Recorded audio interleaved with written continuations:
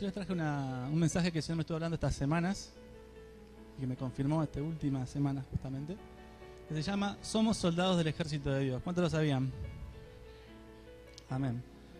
Bueno, primero para poder introducirnos al tema, estuve leyendo mucho del tema, buscando muchos versículos asociados, y hubo algo que me gustó muy, muy interesante para empezar, que es dar el concepto. Bueno, yo hice una historia, la línea histórica de la existencia, le puse de título. No se me ocurrió otra cosa, así que quédense con esa. ¿Qué dice? Que hay una eternidad, puse rebelión, que después voy a explicar por qué, Génesis y Apocalipsis, que sería, si alguien la conoce, la Biblia, y eternidad nuevamente, porque más o menos de eso habla la palabra. La Biblia da de una rebelión que hubo en el cielo, que fue cuando un ángel se rebeló contra él, decidió hacer su propia voluntad, un querubín muy preciado por Dios, que es nada más ni nada menos que el diablo. Cuando él intentó ser como Dios, o deseó ser como él, cambió las cosas, y se podría decir que se originó el mal, porque hasta antes de eso, por lo menos la Biblia no habla de otro momento similar en que alguien se oponga a la voluntad de Dios, ¿verdad? Luego de esto está la creación del mundo. Yo puse Génesis y Apocalipsis porque Génesis comienza explicando la creación y el Apocalipsis dice que el mundo se termina ahí. Entonces, luego continúa ¿qué? La eternidad nuevamente, la eternidad en los cielos. Dios es eterno, Él está desde antes y después. Amén. Pero para que podamos comprender un poquito mejor esto, me tomé el tiempo de buscar la palabra tiempo justamente en griego, y tiene dos definiciones. Una es cronos y otra es kairos. El cronos habla particularmente de un tiempo secuencial y cronológico, es el tiempo del ser humano, el tiempo de vida. El sol sale, el sol se va, pasa un día, nosotros crecemos, algunos envejecen y nos damos cuenta que pasa el tiempo. Entonces nosotros, para nuestro entendimiento, ese es el tiempo, los años, los minutos, las horas.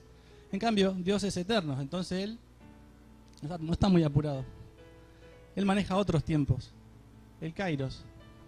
Dice, el kairos es tiempo perfecto de Dios y significa momento oportuno. Él tiene un tiempo para cada cosa, ¿amén? Entonces el Señor, como es eterno, no lo vamos a correr con el reloj, ni con la hora, ni con el día. Él, si quiere, para el sol, lo detiene, lo hace para atrás, no sé, hace lo que quiere. Él es el creador. Entonces, Él tiene esa forma de ver el tiempo. Y para nuestra cabeza humana puede costar esta definición porque sabemos que dependemos del tiempo que tenemos de vida. Quien entendió muy bien esto es el Señor Jesús en Juan 12, 23 al 27. Podemos ver qué dice. Muchas gracias, se me volaba todo. Jesús le respondió diciendo: ha llegado la gloria para que el Hijo del Hombre sea glorificado. De cierto os digo,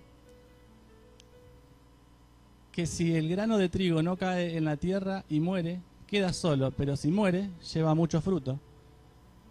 El que ama su vida, la perderá, y el que aborrece su vida en este mundo, para vida eterna la guardará.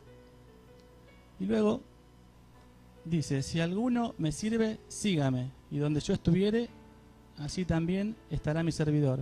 Si alguno me sirve, mi Padre le honrará. Y acá en esta parte, este último versículo, el 27, el Señor Jesús está anunciando su muerte y dice: ahora está turbada mi alma.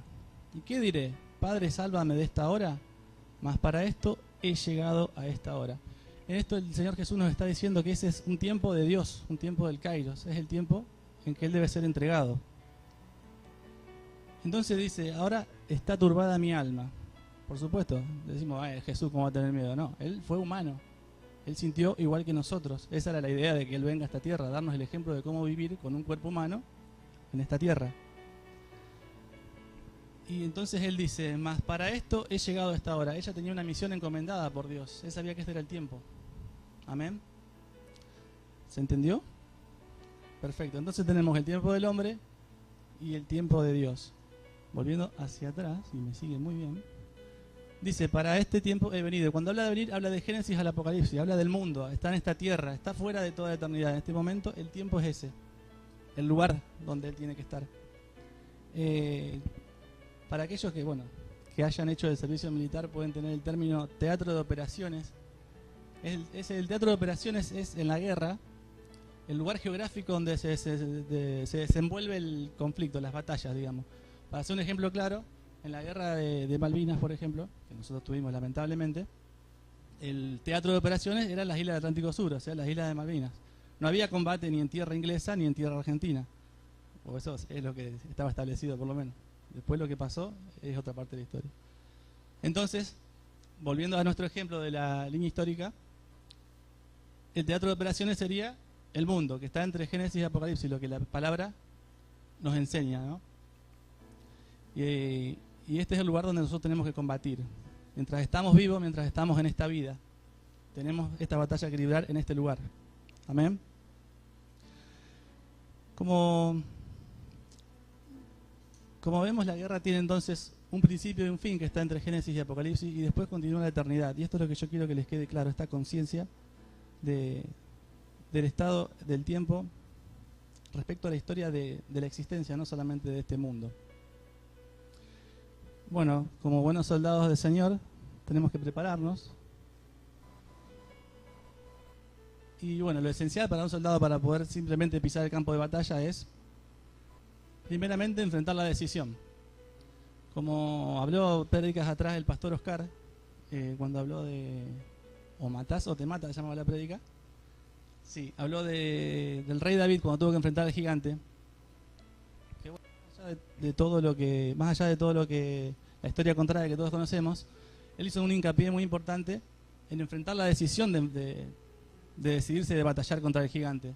Entonces la primera batalla es en el corazón, la primera batalla es una decisión. Por eso yo puse enfrentar la decisión de presentarse a la guerra. Y en este presentarse a la guerra, lamentablemente no tenemos muchas opciones. O nos presentamos o no nos presentamos. O combatimos o nos mata, como dice. Y bueno, hay gente que por ahí no cree, simplemente no cree en Dios, no cree en todo esto y dice, no, yo no, si no creo que ¿quién me va a matar? Si yo no creo que alguien me va a matar. Si no creo que alguien me va a salvar, tampoco voy a creer que alguien me va a matar. Entonces yo no creo. Y el que no cree, simplemente se está rindiendo. Es básico, si alguien te va a enfrentar a una batalla y vos no querés pelear, te va a ganar. Lamentablemente no hay muchas lecciones de esto. Pero sí está la decisión de resistir como el Señor quiere. Y para eso también necesitamos el segundo paso, que es capacitarse en la palabra. Leer la palabra, buscar de Él y saber que nuestra palabra tiene poder. Y cuánto más poder tiene cuando nosotros aplicamos lo que la Biblia dice. Entonces tenemos que informarnos, leer, tomar de sus doctrinas para plantear nuestra propia estrategia para poder sobrevivir en el combate. Esa es la capacitación. Y después viene la disciplina. En cualquier ejército del mundo, aquellos que hayan hecho servicio obligatorio acá, o voluntario como yo, en el caso que lo he hecho, la disciplina es fundamental. Es básica y fundamental. Es orden y disciplina. Cuando hice el periodo de adaptación para entrar al ejército, me acuerdo que me decían todo, ¿y cómo es eso? Porque mis amigos, ¿cómo es? ¿Qué tenés que hacer? Y es difícil de explicar. Y yo pensaba, no tenés que hacer nada. ¿Cómo no tenés que hacer nada? Me decían, sí, justamente no tenés que pensar, no tenés que hacer nada más que lo que te dicen.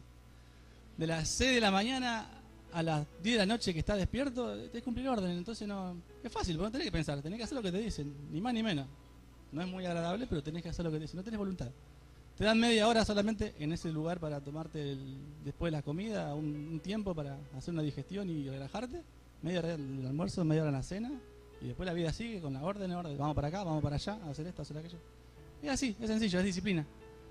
Y esa disciplina da el orden. También esto nos da la pauta hay jerarquías también en el ejército. Está el general, comandante, bla, bla, bla, para abajo hasta el soldado. Nosotros estamos en este caso siendo preparados para ser soldados, primeramente, cuando recién empezamos los caminos. Y en la iglesia también tenemos nuestros encargados, líderes, pastores, el profeta, tenemos... Bueno, que ellos también dependen de la autoridad de Dios, se basan por supuesto en lo que dice la palabra para poder guiar a su pueblo. Y bueno, esta disciplina nos va a permitir mantenernos firmes en el camino, porque si nos desviamos, podemos caminar derechito para el campo minado, donde nos esperan las pruebas. Entonces, pero si nos mantenemos en la disciplina, vamos a estar mucho más firmes en el camino del avance de la batalla.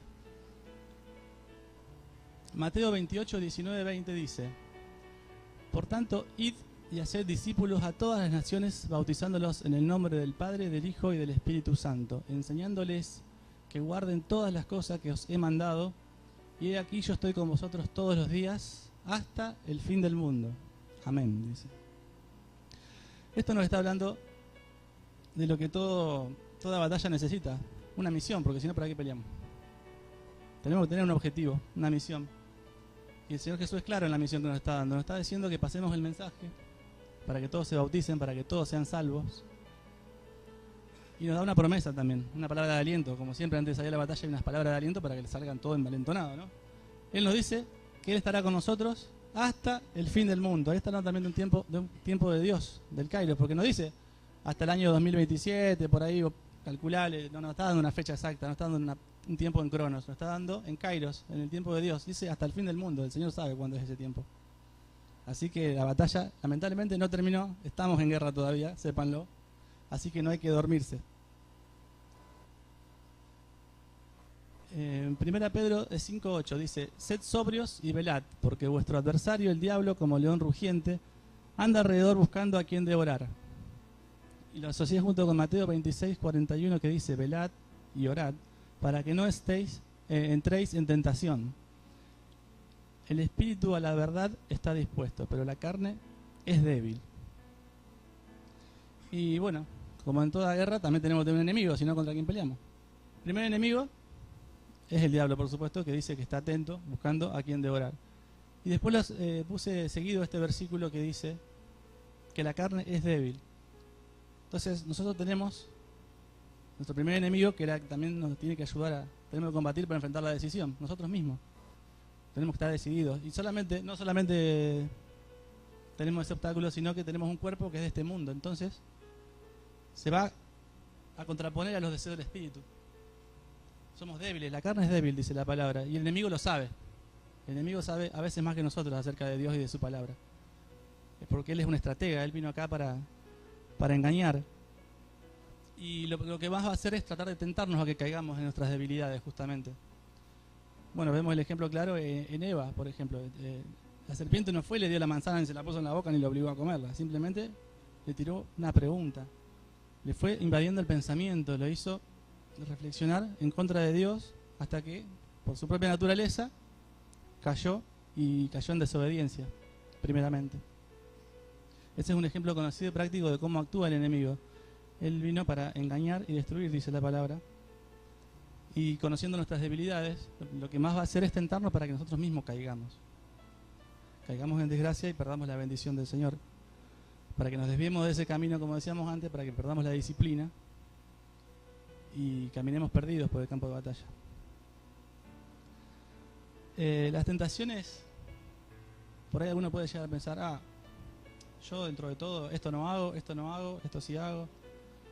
La tentación es la tentación, y si existe la tentación es porque cada uno sabe, el enemigo sabe de cada uno, ¿no? La misma tentación mía capaz que no es la de otro.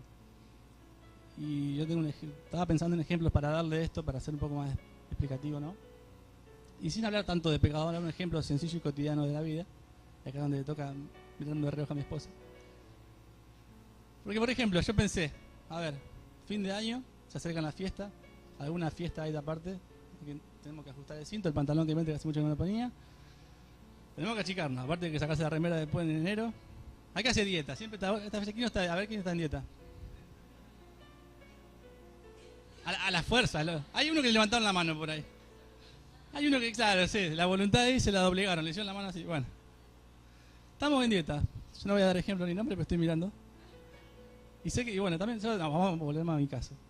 En mi caso, cuando hay dieta, vamos a comprar helado de postre, dicen. Yo digo, bueno, vamos a comprar una barra que conviene más, una barra así de grande y ya está, dejamos en el freezer y tenemos para la próxima. No, me dice mi esposa, porque cuando está la barra en el freezer, desayuno, merienda, almuerzo y cena, hasta que no se termine el helado. Y a mí en ese caso, para mí no es una tentación. Para ella sí le hace romper la dieta, lamentablemente. Yo puedo como un día, capaz que la semana me acuerdo que estaba ahí y como de vuelta cuando haga falta. Antes de ir a comprar de vuelta, cierto que tenía. Esa es la idea mía, pero no funciona. Caso contrario, viene mi papá de viaje y me dice, mira lo que compré del norte, y me trae así salamín y queso. Esa es mi tentación. Entonces se entiende que por ahí la tentación de uno no es la del otro. Y yo sí puedo. La picada antes de cada comida, después de cada merienda y el salamín, aparte. Hay que terminarlo porque se seca, ¿vio? Y soy yo solito para comerlo en casa, porque ya no come. Ah, bueno. La próxima cena, después de comer el pan, vamos a traer también un embutido para compartir. Bueno, a través de la... No, Marina no come, en serio. No le gusta el salami. Ah, bueno, sí, cuando tengo visitas también me acuerdo de cómo se compartía. Bueno, ¿qué pasa cuando caemos en la tentación? Estamos abriendo puertas. Porque estamos en desobediencia con Dios. Entonces Dios no nos puede bendecir si estamos en desobediencia. Y al abrir una puerta, el enemigo aprovecha y se mete por ahí. Se nos infiltra. Por ahí nos pone algún espíritu que nos hace pecar. Y no lo vemos. Pero bueno, está en nosotros justamente mantenernos en la disciplina para que los pastores nos ayuden a verlo, a encontrarlo. Y cuando el enemigo es descubierto, se tiene que ir. No hay otra. Volvemos al camino, esa puerta se cierra y se continúa. A veces estamos bien en muchos aspectos de la vida, pero en un área estamos fallando y a veces no lo sabemos. A veces lo naturalizamos o creemos que estamos bien, hasta que por revelación de Dios surge. Yo me ha pasado más de una vez de sentirme mal y decir, Señor, mostrame, decime. Lo he compartido con los pastores y bueno, he tenido, por ejemplo, algún sueño y lo vengo y lo cuento y me dice, mira, este sueño puede ser por esto y ¡chac! Se descubrió dónde estaba el problema.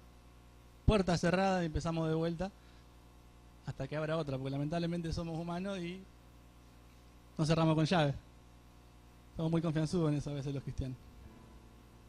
Bueno, quiero avanzar a Santiago 4:7. Someteos pues a Dios, resistid al diablo y él huirá de vosotros. Yo cuando buscaba todas las citas que hablaban de enemigos, había muchas que eran muy conocidas. También decía que nuestra guerra no es contra carne ni sangre, sino contra huestes de la... Muy bien. Entonces dije, no voy a caer en los más conocidos, vamos a buscarlo un poquito más. Y llegué a este que es más conocido todavía, pero lo asocié con el tema que veníamos hablando antes de la línea histórica, del tiempo, del cronos, del kairos, porque esto me llamó la atención la parte que dice resistir, no dice pelear, dice resistir. Y entonces me dio la pauta de la idea de decir que el enemigo, como también conoce lo mismo que conocemos nosotros y aún más acerca de Dios, sabe que esta guerra está asociada al kairos. O sea, la guerra no la vamos a ganar en esta tierra ni la vamos a terminar nosotros, va a terminar cuando Dios diga. Mientras Él nos siga dando vida en este lugar, vamos a estar en guerra. No es porque nosotros lo vamos a cruzar con el diablo y le vamos a decir, ¡pum! Chao, lo matamos, lo ganamos la guerra, ¿se terminó? No, no es así la palabra. Como el enemigo tiene también un tiempo. Cuando esta guerra se termina, a él se terminan las oportunidades de hacernos caer a nosotros. Entonces, ¿cuál es el plan de él? Él nos va a atacar, y cuando vea que no puede, porque somos realmente hijos de Dios, dice, no pierdo más tiempo con este porque no hago nada. Se me están escapando todas aquellas almas y se va a buscar a otro lado. Puede volver a atacar otra vez pero cuando nosotros estamos en el camino las cosas son distintas. Y yo a raíz de eso quiero destacar que realmente yo lo he visto en mucha gente nueva que viene a la iglesia y va a decir, uy, le invité a este hermano y ahora sí, el Señor ayúdalo a levantar su vida, porque lo hice traer a la iglesia para que vea una diferencia. Y la semana siguiente decís, ¿cómo estás? No, ¿sabes lo que me pasó? Te dice, típico, recién llega a la iglesia y vos decís, Señor, dame una manito, dale un... ¿Y cómo va? No, me peleé con mi esposo. No hay chance de que pise la iglesia, no sabés cómo nos agarramos. Y claro, el enemigo te empieza a traer pruebas de cuando apenas ve que vos te estás acercando, es peor cuando más violento se pone. Pero cuesta entenderlo. Y sobre todo cuesta cuando estamos en medio de dificultades, por supuesto. Yo una vez tengo un testimonio para contar de la primera vez que me tocó hacer una apertura. Yo esa semana estuve re complicado. Hacía un año más o menos que estábamos en la iglesia y yo nunca había agarrado el micrófono. Y una vez vino la coordinadora y me dijo, ¿te animás este domingo? Y yo pensaba, sí, ¿qué tengo que hacer? No, tenés que dar unas palabritas breves para levantarle el ánimo a la iglesia. Uy, yo estaba más caído que la iglesia entera. Sí, le digo, yo venía rengueando así, tenía que levantar a los otros. Oh, mirá que tuve una semana difícil. Le digo, bueno, si no querés, no, sí, tomo, sí. Quizá era una respuesta a mis oraciones, quién sabe. Así que estuve toda la semana buscando, no había chance. Llegó el sábado a la noche y seguíamos sin nada para decir. Dije, bueno, última hora, una oración que me levanta a mí también, por Dios.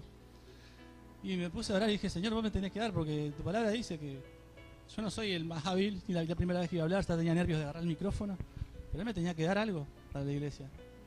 Yo quería dar un mensaje, no quería solamente dar una oración. Y bueno, entonces me senté, después de haber orado, y me puse a buscar, a leer, y se me hacía tarde, eran las 10 de la noche, las 11, las 12, las 1, y el Señor me dio una palabra. Vamos, dije yo, me agarré esa palabra y me acordé de otro versículo, y empecé a buscar la concordancia, qué sé yo, y cuando me di cuenta, dije, esta coordinadora me va a matar, tenía que hacer una apertura, hice una prédica prácticamente, con todo lo que me dio el Señor. No, saqué todo, empezamos de vuelta. Y me dio otro mensaje más, vamos, dije yo, vamos bien. Y ya mis ánimos estaban muy altos, y ya tenía mucho para decir, y no sabía cómo resumirlo.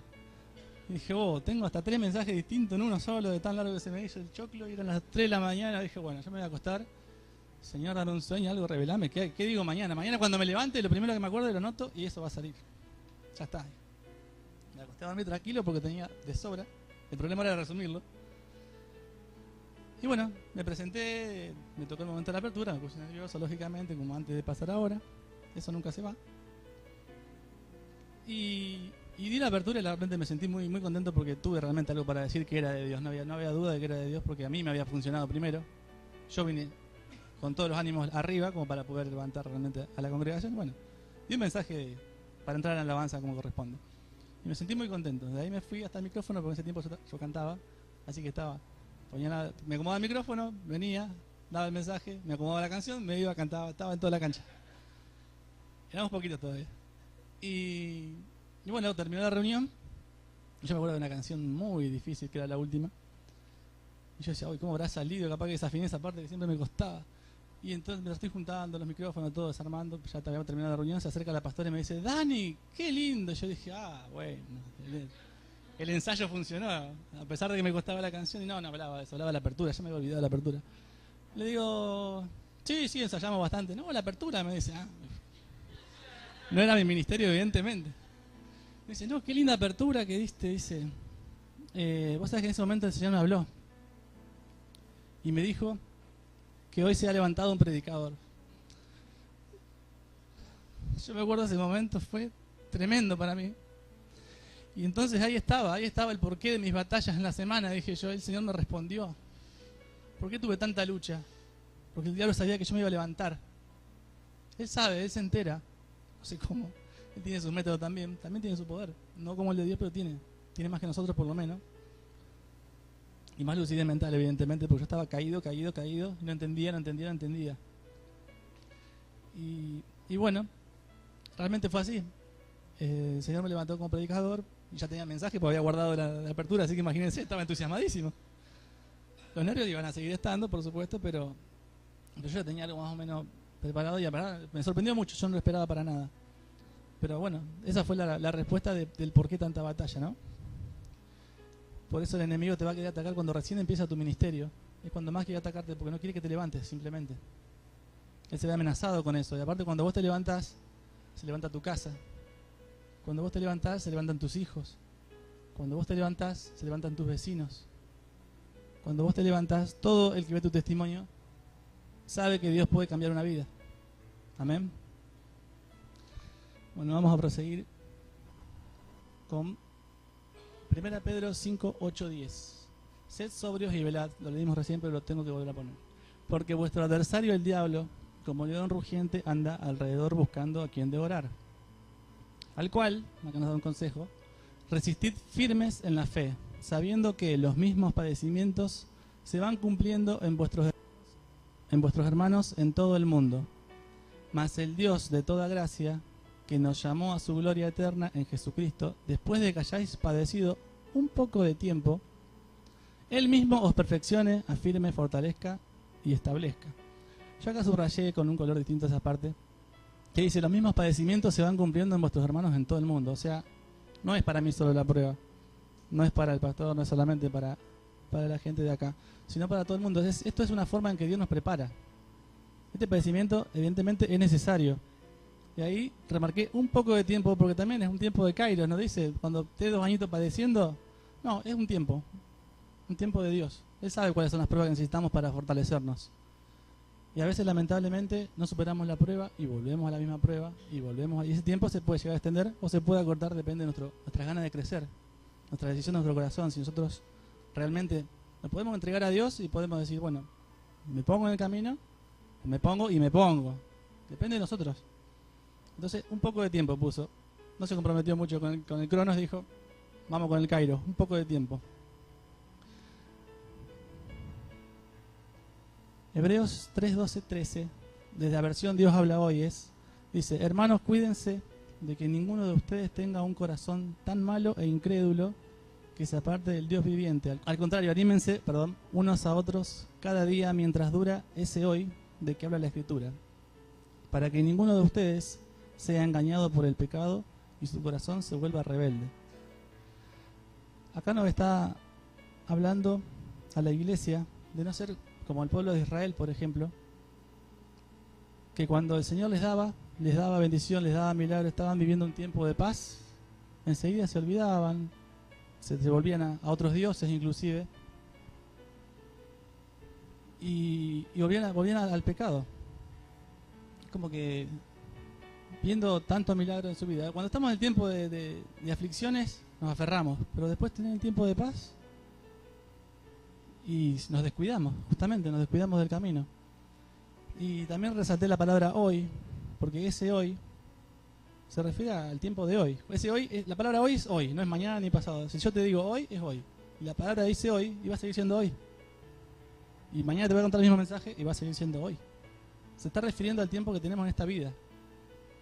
Que este es el tiempo de pelear la batalla, de no caer, de mantenerse. Y habla de alentarnos los unos a los otros. En otras versiones decía, en la versión Reina Varela decía, en vez de animarnos, decía exhortarnos. Es una palabra un poco más fuerte, habla un poco de retarnos, corregirnos. Y bueno, yo de esto quería más que nada que sepamos que esto lo dice Dios. Cuando un hermano o un pastor o alguien nos exhorta, tenemos que estar prestos a recibir también, porque es para nuestro bien primeramente. Y porque el pastor quizás está cumpliendo con esta palabra que el Señor le manda, de cuidarnos, por las buenas o por las malas. Te lo pueden decir de palabras buenas, te lo pueden decir de palabras un poco más fuertes hasta que lo entiendas. La idea es que el mensaje llegue. La forma, tratemos de manejarla nosotros, ¿no? Por eso por ahí puede pasar, no conozco ningún caso, pero que venga un matrimonio y diga, pastor, me está pasando esto con mi esposa, mire. Y le trae a la esposa y cuando dice, mi esposa hace esto, dice esto, y yo digo esto. ¿Y usted qué dice? Y tu esposa tiene razón. ¿Para qué vine? Dice, ¿no? ¿Quién me mandó? Y bueno, hay que tomarlo. Hay que tomarlo. En tiempos antiguos, pobre Moisés tenía la tarea de ser juez también y le venían todos los días conflictos. Y de este tipo, por ejemplo. Después tuvieron los jueces, él puso personas designadas para estas funciones. Y había que tomar el mensaje. Cuando no nos gustaba, si estamos equivocados, aceptarlo. Y si vemos que alguien está equivocado, animarlo, levantarlo, exhortarlo. Entonces, por eso también puse yo, cuando puse al principio, ahora me voy y no vengo más. Esta imagen me gustó, porque realmente cuando pensé en batalla, en guerra, siempre van a haber espadas, armaduras, cascos. Tiempo antiguo. Era la guerra que había en ese momento. Pero bueno, la tecnología avanzó, hay otras armas, hay otras cosas. Y yo quería que sea una imagen más actual, porque justamente estamos hablando de que seguimos en la batalla. Y cuando llegué a este versículo me acordé de esto, de levantar al caído. Este es el sentido que yo no iba a mostrar la ametralladora, por supuesto. La idea era esta, de pelear como soldados en la batalla en el tema de resistir, porque no dice de atacar, dice de resistir la palabra. Y esta imagen realmente me gustó mucho. Me gustó mucho, se ve como están levantando a un compañero. Ahora, intentemos volver.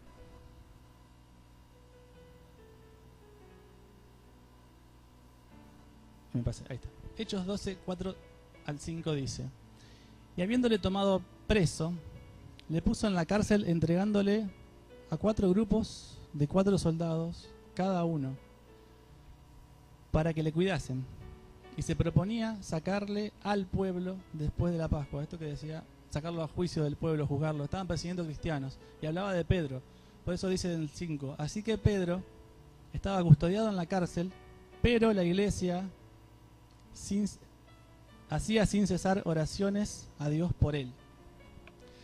Y este mensaje, este pasaje me gustó mucho.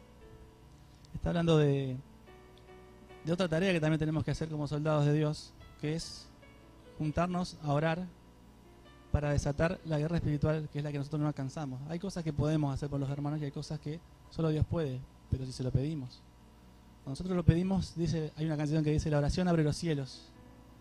Y este versículo realmente me impactó, porque después el pasaje sigue, por supuesto, y habla de que la iglesia oró y el Señor le mandó un ángel a Pedro que lo liberó. Miren cómo estaba custodiado por 4 grupos de 4 personas adentro de la cárcel y esposado también dice. Y sin embargo, el Señor envió un ángel y lo salvó. Entonces, a veces el enemigo puede también estar atacando la mente de nuestra familia propia. Quizás no nos ataca a nosotros, pero está tocando a un hijo, está tocando a un hermano, nosotros tenemos que orar.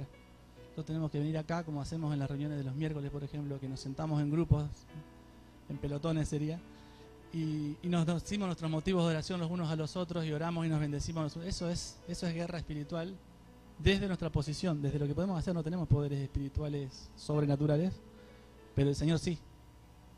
Y el Señor puede mandar a un ángel a lugares donde nosotros no podemos llegar. Amén. ¿Cuántos lo creen acá? Hay muchos testimonios de esto, de las vidas transformadas, que realmente desde el ojo humano nunca lo podríamos ver, nunca lo podríamos hacer, nunca podríamos entenderlo siquiera. Pero Dios desde la oración nuestra puede. Dios puede cambiar vidas. Y esta es la forma. Es una herramienta muy grande que tenemos los soldados del Señor. Ahora sí, segunda Timoteo 14, 17 y 18, en la Nueva Versión Internacional lo busqué, que fue la que más me gustó para esta situación. Dice: pero el Señor estuvo a mi lado y me dio fuerzas para que por medio de mí se llevaran a cabo la predicación del mensaje y lo oyeran todos los paganos.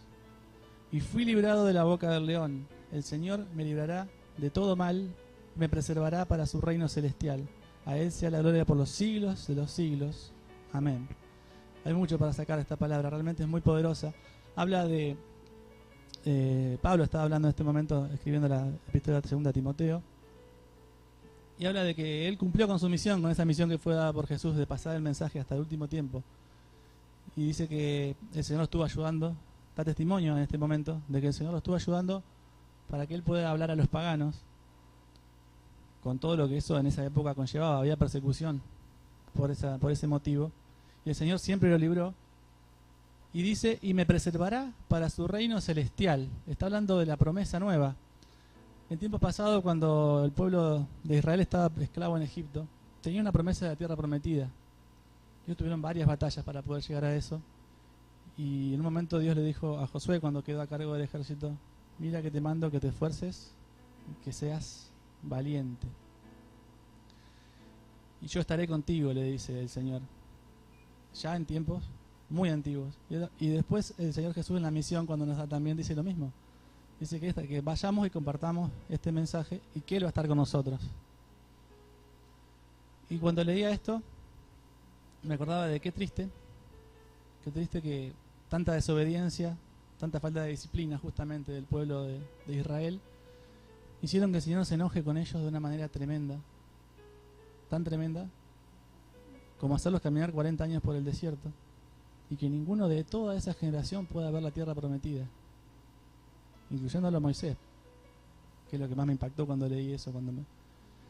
Él no tenía tampoco les quitó la promesa de la tierra prometida, los cansaron realmente por su indisciplina, porque lo adoraban a él, y cuando estaban en un momento de calma, de paz, de tranquilidad, siempre encontraban algo para quejarse, siempre hablaban con dioses paganos, se juntaban con gente que no era del pueblo, abrían puertas por todos lados, por así decirlo. Dios lo tenía ahí y ellos abrían el portón de par en par y entraba todos los infiltrados que tenía el enemigo. Y entonces muchos perdieron la promesa de la tierra prometida. Entonces qué triste esa parte. Lamentablemente es triste, no es un mensaje alegre, pero hay que darlo porque hay que tomar conciencia, esa es la idea.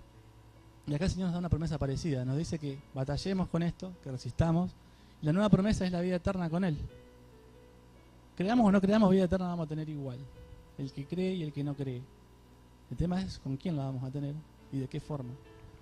Este cuerpo es humano, nosotros nos morimos y no se termina la vida como muchos dicen, como muchos creen, lamentablemente.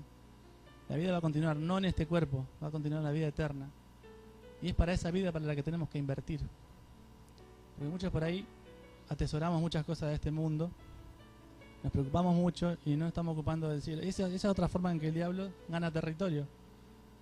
Él tiene muchas estrategias y lo que quiere es simplemente que nos olvidemos de Dios, que nos distraigamos, que no estemos atentos a su palabra. Quizás nos da pruebas justamente para eso, nos da, no sé, por decir, un trabajo que sea justamente los domingos a la mañana. Y voy a decir, yo tengo necesidad y tengo que trabajar. Y ya con eso, ¡puf!, te pateó para el medio del monte, porque te sacó del camino y sí, no te estás congregando. No te estás congregando ¿por qué? Por aferrarte a algo de este mundo. No digo que una vez no se pueda trabajar un domingo, más de uno le habrá pasado. Pero otra cosa es ya directamente, te empieza a apartar de a poquito. Vos tenés que buscar, pedirle a Dios que te cambien los horarios de trabajo, que te dé un trabajo mejor. No quedarte con eso de decir, bueno, este trabajo estoy bien por lo menos, así que ya veré cuando puedo ir. Esas son otras formas que el enemigo usa para que nuestro pensamiento... Son estrategias, justamente estrategias del enemigo que tenemos que saber enfrentar, que estar atentos para no caer.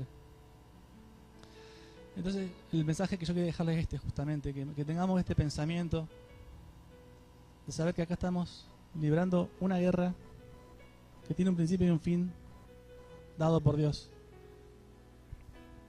Estamos en un campo de batalla hasta el día que cerremos los ojos por última vez. Y que la vida que nos espera es mucho más grande que esta. Que no vamos a tener un cuerpo que sufra, no vamos a tener un cuerpo que caiga en tentación, no vamos a tener un cuerpo que padezca enfermedades, no vamos a tener necesidades, no vamos a tener hambre. No vamos a tener que venir a buscar de Dios acá porque lo vamos a tener con nosotros. ¿Cuántos quieren ver esa gloria de acá? Amén. Bueno, un aplauso grande para el Señor. Entonces...